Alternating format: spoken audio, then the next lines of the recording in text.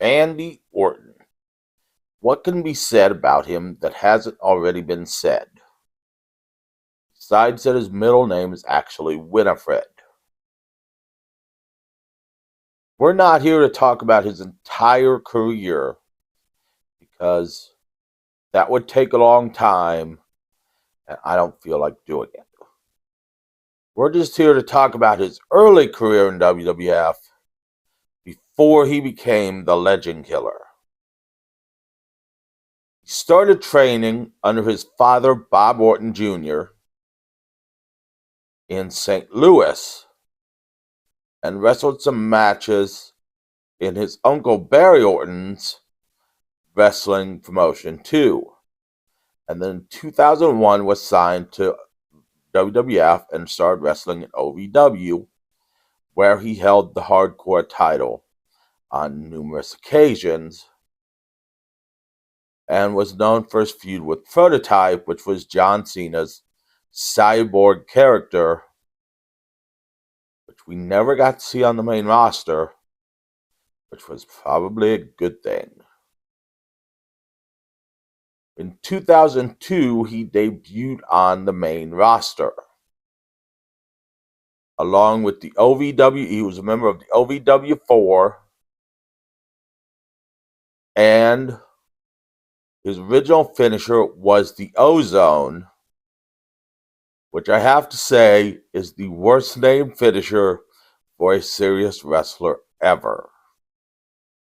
Now, if you were like a sexual themed wrestler and you want to name your finisher the Ozone, I can see it. If you were Captain Planet and you were jumping off the top turnbuckle and you wanted to name the move the Ozone, I can see it. But Randy Orton naming his move the Ozone, I can't see it. Especially when it's just the overdrive. So anyways, that was his original finisher. It was the overdrive and he called it the Ozone. And he was a face having feuds with people like Bob Holly and a couple other people. Now, shortly into his face career, injured his shoulder and had to take time off. But while he was recovering, he got a talkie segment which would interrupt pieces of Raw called the Randy News Network, where he talked about how he was recovering and talk about other people on Raw, which slowly transformed him into the egotistical heel we all love. Luckily, when he came back, he changed his Ozone finisher into the RKO, which I still hate the name the Ozone.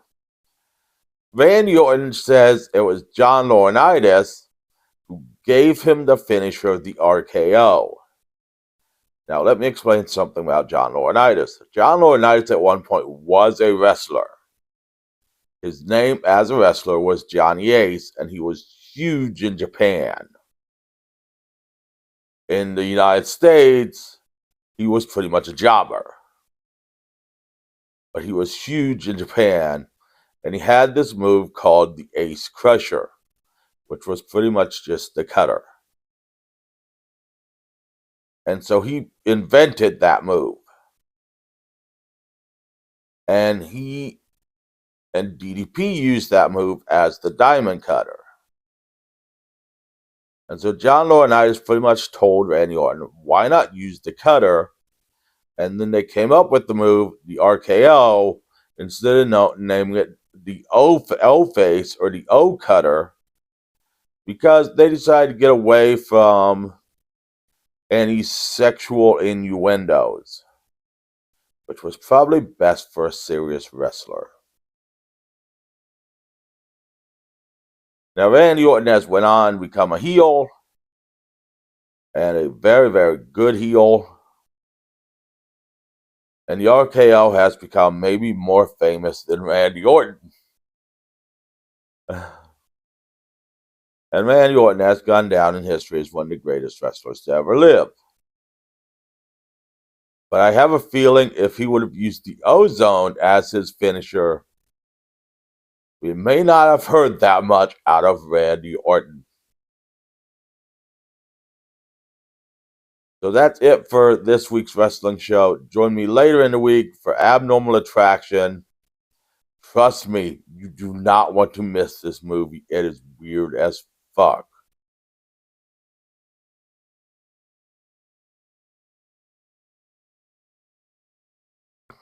It is not as weird as The Thingy, though.